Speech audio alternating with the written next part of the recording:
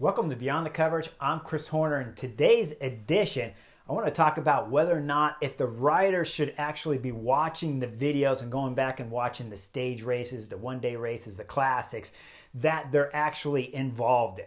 Now, when we're talking about the big riders of this 2023 season, there's been a lot of action happening this whole early part of the season when we're talking about Tour Down Under, where it was Jay Vine winning the overall classification, and Michael Matthews with Jaco Alalula having that big tactical error on stage 2 when he flatted that I talked about earlier on Beyond the Coverage. Now when we go to San Juan, magical stages there for the sprinters, and then there was big time mistakes for other riders when I'm talking about Remco Evenepoel making massive mistakes with 10 kilometers to go on that stage 5 Colorado Summit finish when he attacked 10 kilometers from the finish line when the group was still about 50 guys strong and multiple teams with multiple riders in there to be able to chase and pull back Remco Evenepoel's work.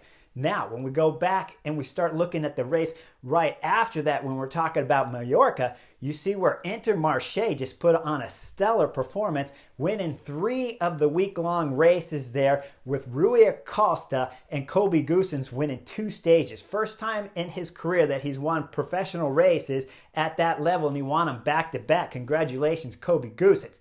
Now, when we go to the next race, we're talking about the Saudi Tour that just happened today. It's Dylan Groenewegen, right?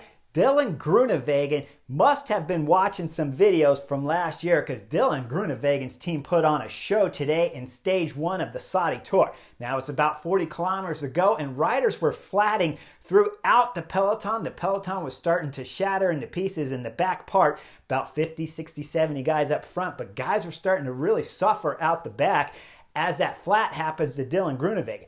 We see him, he gets a quick change from his team, he's back on his bike, and then we see the group coming that had just come off the back, come back, and there he's got teammates with him, and he pulls his teammates out of the front group. Now, they go all the way into about the last 1K, just inside about 700 meters to go, when it's Steinek Stibar that's up there leading out for Dylan Groenewegen, and then it's Mezgits that's up there, Luca, that does a fabulous job of doing just an amazing lead out all the way into the finish to deliver Dylan Groenewegen to a marvelous stage 1 victory there at the Saudi Tour. Now remember, Alalula is one of the cities there in the Saudi Tour, so this was a big time victory for Jaco Alalula. Now, when we take a look at his press conference afterwards, Dylan Groenewegen talks about how last year they watched the videos, him and his team watched the videos and changed some things up.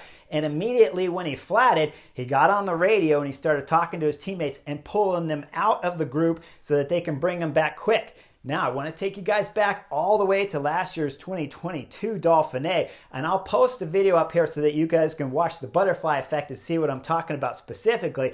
But in that stage 1 of the Dauphiné, the only pure sprint finish stage at that year's Dauphiné, there was Dylan Groenewegen coming off on the last climb with no teammates wrapped around him. Now, finally, over the top, he had some teammates waiting for him, but he had 2 teammates in the front group, Nick Schultz and Girmay, that both were his teammates. Nick Schultz was not only waiting for his sprinter that got as close as about 20 seconds to the back of the peloton on that stage 1, but they couldn't close the gap. Nick Schultz was actually attacking. Now we fast forward to Saudi Tour right here, and this is what I'm sure Dylan Groenewegen was talking about in his interview when he said he watched videos from last year with his team, and he said he called his teammates back immediately when he flatted. Now this is called experience. This is what each rider needs to be doing throughout their professional career, watching videos. Now when I was pro, way back in the 90s, when I turned pro in 95, 96, 97, I was racing for FDJ.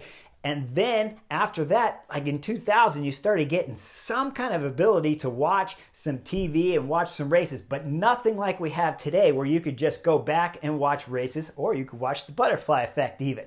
So for Dylan Groenewegen, when you're looking at today's stage, let me remind you guys, now he's 29 years of age. He's on a new team, basically. This is his second year here with Jaco. And so now he's starting to feel comfortable. And when you start getting closer to that age of 30, and you start being a dominant rider like Dylan Groenewegen. He's won many stages of the Tour de France and won one at last year's edition in 2022. So now he's going to be getting comfortable with the team. The experience is coming in. He knows he can watch videos and replays of sprint finishes. He can see what's went wrong.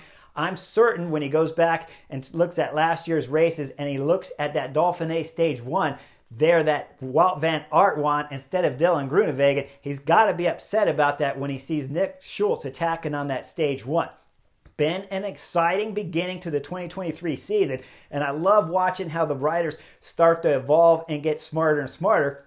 Now when we go back to San Juan and we look at that Stage 5 with Remco Evenepoel, okay, a lot of times he's attacked and he's won races, but when he's winning those races, it's normally the classic races where it's really hard, bumpy, bad weather, crosswinds, and riders are more fatigued. When you look at San Juan as a whole, and you look at there was a rest day before that Stage 5 Mountain Summit finish, you look at the stage, only 173 kilometers long if I remember correctly, and he's attacking from 10 kilometers out, but that whole climb at 18 kilometers long, the first 8K, of that climb wasn't very hard. We're talking 3-4%.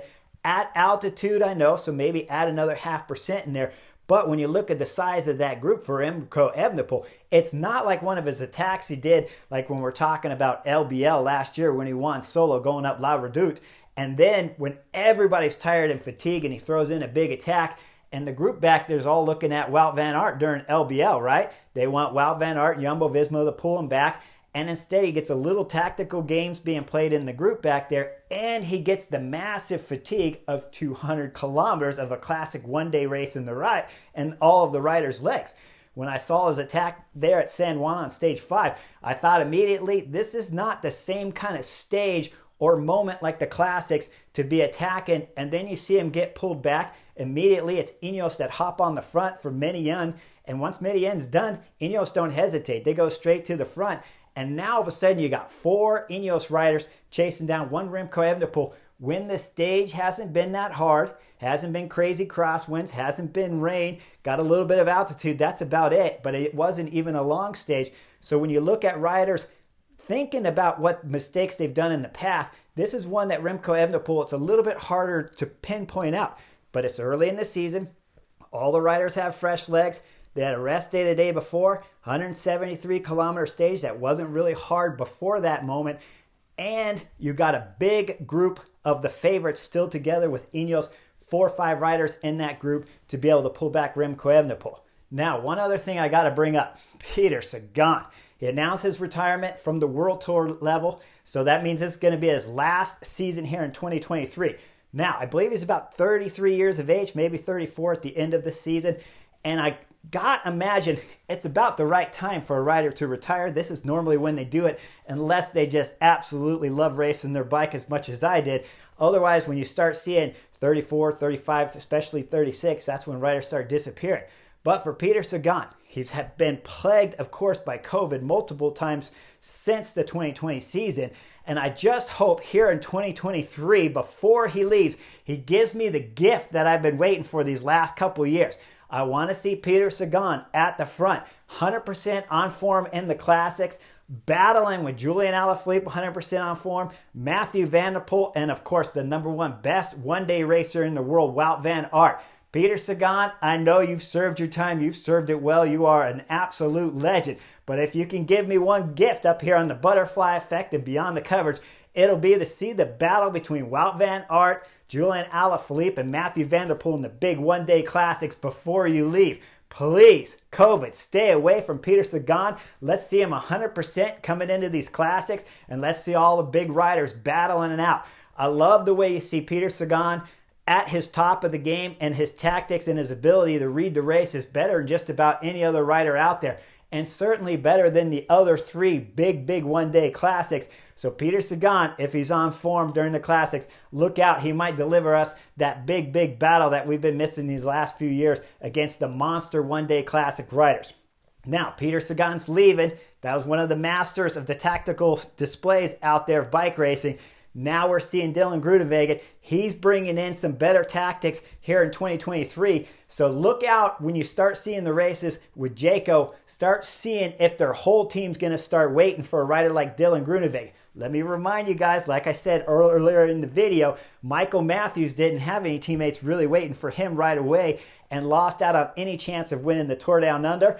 Dylan Groenewegen, almost 30 years of age, calls his whole team out. And as a rider, especially with the kind of results that Dylan Groenewegen has, he has the ability to be able to make those calls to bring his whole teammates back. Many times on the Butterfly Effect, you guys see me, I say it's the director's fault, it's the rider's fault, it's the domestique's fault, but certainly the leader of the team has the ability to pull back the riders, even going against what the director in the car could say. Although I believe the director should have already said it in the meetings when you're talking about a rider like Dylan Groenewegen. And you see on today's Saudi Tour how fantastic he was and how easily he won today's stage when the whole team's wrapped against him. Wrapped around him. Now, as we go further, make sure you guys like and subscribe, and I'll see you guys on the next edition of Beyond the Coverage or the Butterfly Effect, whichever comes up next. Like and subscribe, and I'll see you guys real soon.